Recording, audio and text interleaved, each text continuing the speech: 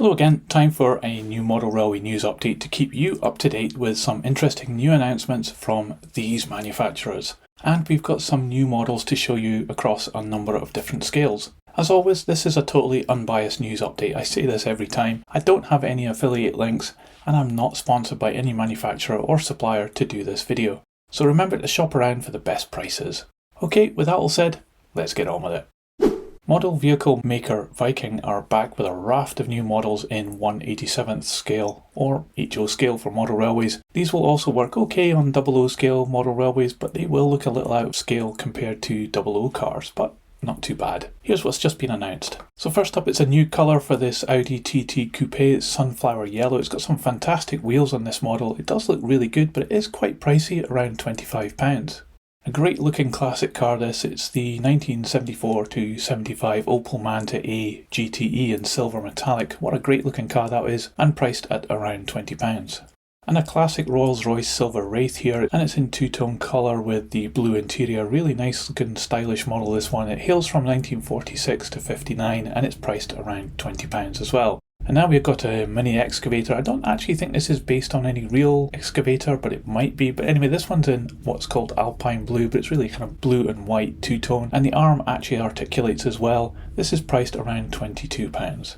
A bit bigger now, we've got this Liber wheel loader. So it's a kind of bulldozer machine hailing from 1987 to 94. This time it's in the yellow colour. Looks really cool, this one, around £22 as well. Now this Chevrolet Drinks truck is in Cardinal Beer livery, but I actually don't think this is such a good model. It does have some limitations and you'll see that especially with the next one that's coming. But if you fancy this, it's priced around £19. And yeah, this is the next one, the Mercedes-Benz LP321 flatbed lorry, this time in opal green. This has got loads of really nice details on it. I really like this model and it's also priced around £19. Much better than the Chevrolet, I think. And now we have this, it's the Bedford flatbed lorry. This is blood orange colour from 1969 to 88. Quite a long production run for this truck. This one is priced at around £24.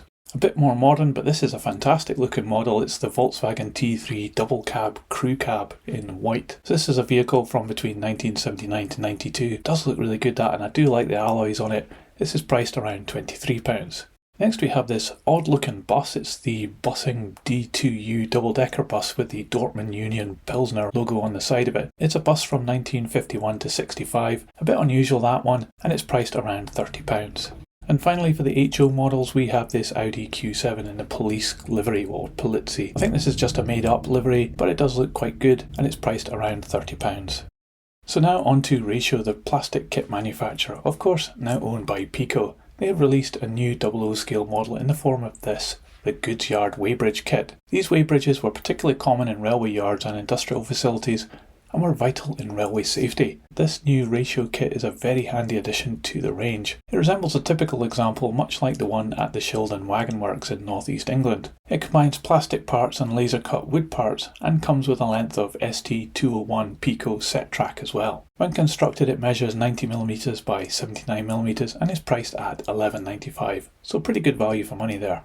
So now on to Kato, and they have announced these 4 livery options on an N-scale Class 66 locomotive. These are obviously just new liveries on a previously released model, and you can see that with the part numbers here, and these are all Euro Class 66s. However, they are interesting and show Kato's expansion into European N-scale models. All these are due to be available in the UK very soon and are priced around £220 each. They're all analog DC models but do come with directional LED lights. We're also getting 2 new liveries on the Class 77 variant, very similar to the 66, but some significant differences, and 2 liveries this time around. Same features as before, and the same price at around £220 each. So both these diesels are from Era 6, but if we drop back to Era 3, then Kato are offering us this, the DR VT1816 SVT Gerilts 4-car DMU. That's quite a mouthful. We don't have a photo of the actual model, only this one of the real machine. However, the model promises to be well decorated and comes with directional lighting too. Priced at a very reasonable RRP of around about £190, which, bear in mind, is for a 4-car set. But we do have a photo, although not a good one, of this 6-car set of this model. This time it's the BR175 variant, and you can see it does look pretty good here. Nice attention to detail at the front and impressive looking lights. The 6-car set is priced around £260.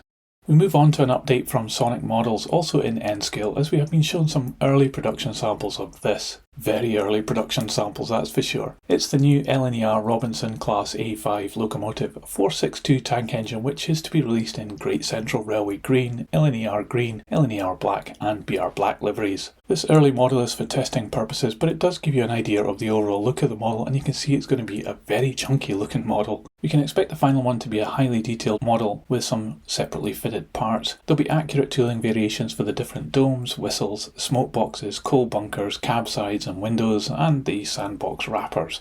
It's DCC ready with a 6-pin right-angled decoder, which is what I think I'm seeing there in the cab, but maybe that will change as production progresses. It'll have driving wheel and pony truck pickups and also a working firebox flicker effect, which hints that this model doesn't accurately represent the cab interior just yet. It's still a year away from being in customers' hands, but the RRP has already been set at $139.95 and you can pre-order now from some retailers. As more updates come along, I'll keep you informed on this channel.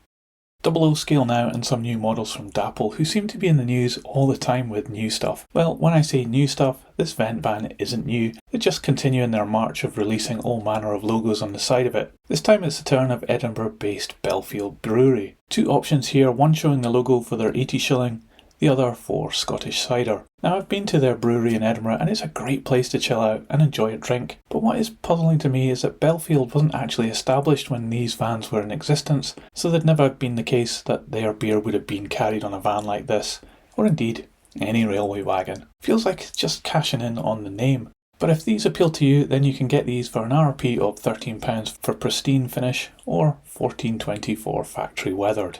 Also from Dapol and Scale we have these two containers, extending the range of modern containers, but this is just a new livery option on the 20-foot container model that they've previously done. Again, available either pristine at $16.75 or weathered for an RRP of $17.79.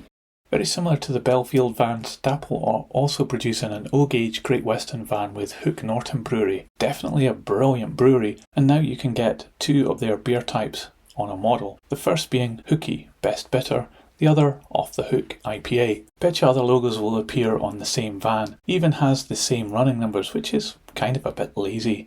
Anyway, these are priced at an RRP of $55.50 for pristine or $57.60 for factory weathered. All of these Dapol items will be available in early 2025. Coming sooner, in time for Christmas, so I'm told, are some new releases from Oxford Diecast. Starting with Scale we have this, the Ford Country Tractor in blue. Big old machine this one, and priced at $13.95. And next we have this really cool Mark I Ford Cortina, this time in Anchor Blue. It's got some nice details on it, like the silver surrounds around the windows, and the grille looks pretty good too. This one is priced at £8.45. And this is always a favourite, it's the Messerschmitt KR200 Bubble Car, this time in royal blue with a black canvas roof, and this one is priced at $9.95. Now this is always a popular model, it's the Dennis Eagle Olympus refuse truck. This time it's in white, and you can also get this model in different colour and logo variations as well, but this white one is coming soon and it's going to be priced at $31.95. Next we have a few truck models, and they're all like tractor units, 6-wheeled. This one is a DAF XF Euro 6 cab and it's priced at $12.95. And we also have the Mercedes Actros cab, which is also $12.95. And finally the Scania New Generation S cab. This one again is $12.95. Oxford are also offering a couple of N-scale models. This one is the Mark III Ford Capri in red colour with some graphics down the side of it. It looks pretty cool for N-scale, I have to say. It's priced at $7.45. And also the same price and another cool old Ford, it's this Mark II Ford Escort in the signal yellow colour with black surround around the windows and a really nice grille at the front of it. Quite good detail here for an N-scale model. Again, it's $7.45. Well, it wouldn't be a news report without Accurascale appearing at some point, and they have given a production update on their Class 60 locomotive. I definitely think 2025 is going to be the year of the Class 60 model in the UK, with quite a range to choose from. Accurascale is upping the game on their one though, after having had some feedback from the model railway community and revising the design a bit. One of these things mentioned was the bolt heads visible on the window frames on the front windows of the real locomotives, and Accurascale have taken that on board and added them to the model. Quite subtle, but this kind of attention to detail would definitely lift this model above its competitors. Another part of the model that's been revised is the piping on the bogies, with the hydraulic pipes looking a bit undefined and ending up looking like just one big pipe. It is meant to be two small ones, So in this revised photo you can see they are much better defined now. You can also see here some of the great detail, including the lettering moulded into this piece. It's looking really good. They have also made extra effort to enhance the sound file and make it the best it can be. We currently don't have a sample of that sound file, but as soon as I can get one, I'll update this channel, so don't forget to subscribe. Apparently these models have already been pre-selling very well, with some livery options seeing low availability, so if you want one of these you'll need to be quick and get your pre-order in on the Accurascale website.